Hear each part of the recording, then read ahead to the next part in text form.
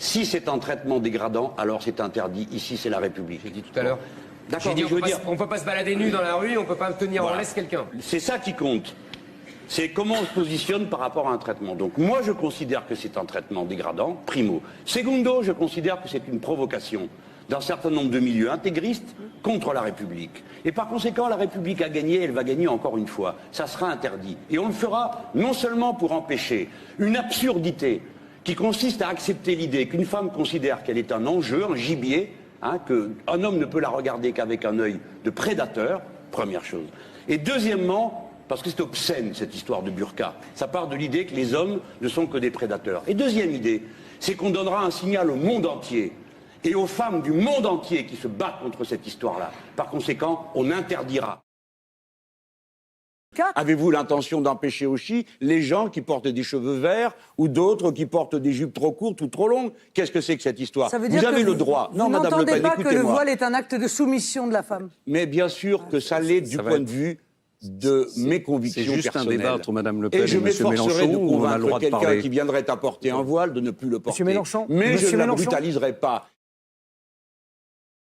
Un phénomène de recrudescence du port d'abaya à l'école qui a été quantifié. Là encore 500 signalements. Là encore 500 signalements. Là encore 500 signalements, sans doute beaucoup plus parce que ça n'a pas été signalé. Quand on a entendu les réactions dans votre camp, on disait non, il faut pas s'en prendre, faut pas stigmatiser la communauté musulmane. Attention à l'islamophobie. Est-ce que là, il n'y a pas une forme de déni de ne pas voir ce qui se passe dans certains collèges, dans certains lycées sur ce sujet? Non, il n'y a pas de déni et il y a une obsession de votre part. C'est obsessionnel. Il faut continuellement que vous parliez de tout ce qui, de près ou de loin, permet de montrer du doigt les musulmans. Alors, je le redis, vous pouvez dire que ce n'est pas votre avis, c'est le mien.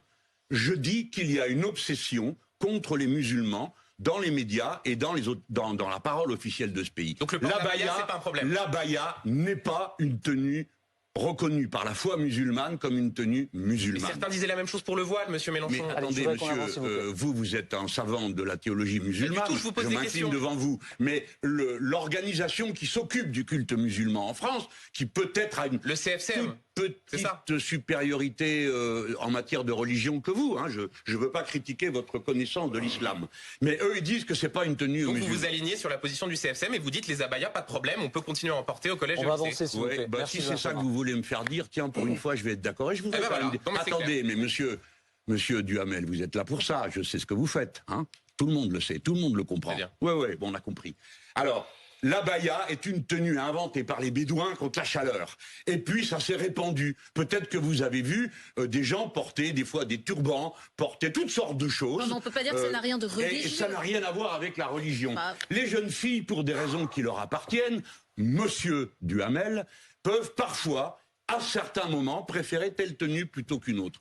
L'abaya, il y en a des grandes, des petites, des moyennes. Et après tout, vous savez, mon père était absolument révolté quand il m'a vu arriver avec les cheveux sur les épaules et une chemise à fleurs. Alors, s'il y avait eu des gens comme vous à l'époque, ils auraient dit « Comment, des chemises à fleurs ?» Est-ce que vous savez que l'homosexualité est réprimée? C'était dans la loi jusqu'à 1982. Monsieur Duhamel. Alors vous voyez, les mœurs, les habitudes, les habits, tout ça change. C'est pas la peine d'en faire des drames et d'embêter 6 millions de musulmans dans ce pays en les montrant du doigt tous les 5 minutes. Ça peut pas être de l'électoralisme, KB, tu te trompes, vu que ils vont contre leur électorat. Bah non, pas du tout, parce que justement, ils visent un nouvel électorat.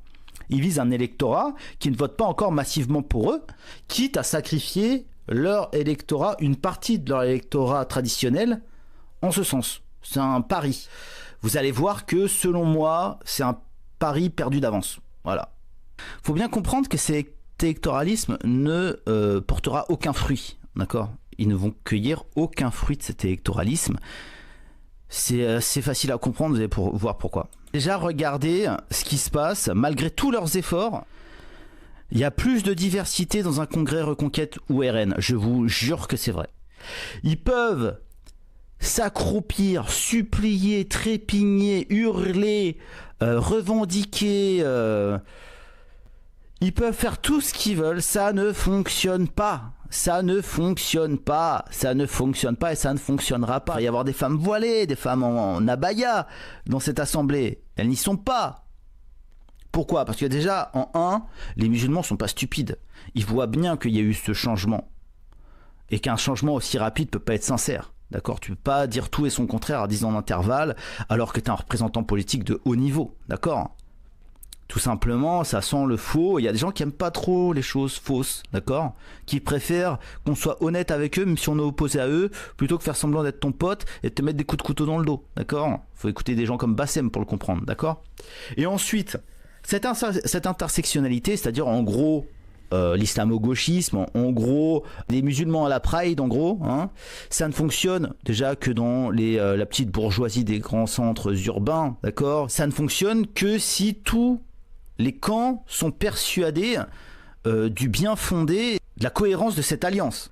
C'est-à-dire, si tu veux faire une alliance entre les LGBT et les musulmans, il faut que les LGBT soient persuadés que c'est profitable à tous de s'allier avec les musulmans et que les musulmans soient persuadés que c'est profitable à tous de s'allier avec les LGBT. Peut-être que dans un sens ça fonctionne, mais va demander, et encore je sais pas, parce que vu le nombre de gays qu'il peut y avoir par exemple à l'extrême droite, je veux dire les LGBT qui sont un petit peu le côté très politisé et très médiatique de la communauté gay, vont plutôt être de gauche, d'accord ? C'est plutôt eux qui vont dire représenter les gays, mais en vérité, les gays ils sont très divisés sur la question de l'intersectionnalité, d'accord ? Mais peu importe. Imaginons que les gays soient unanimement pour cette alliance. Je suis pas certain que les musulmans soient pour cette alliance, par exemple.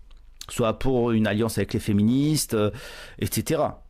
Comment est-ce que cette illusion d'intersectionnalité a pu survivre si longtemps ? Alors déjà, grâce au fait que les musulmans sont très peu politisés, et aussi je pense qu'elle en a plus pour longtemps, hein. Je pense que cette illusion ne va plus durer très longtemps, que les musulmans, l'intersectionnalité, ça les passionne pas des masses, et que si un jour les musulmans doivent prendre conscience de leur pouvoir politique, parce qu'ils commencent à être un nombre conséquent en France, ils vont squeezer les pseudo-représentants autoproclamés qui négociaient un petit peu leur vote jusqu'à présent auprès de partis comme la LFI, etc.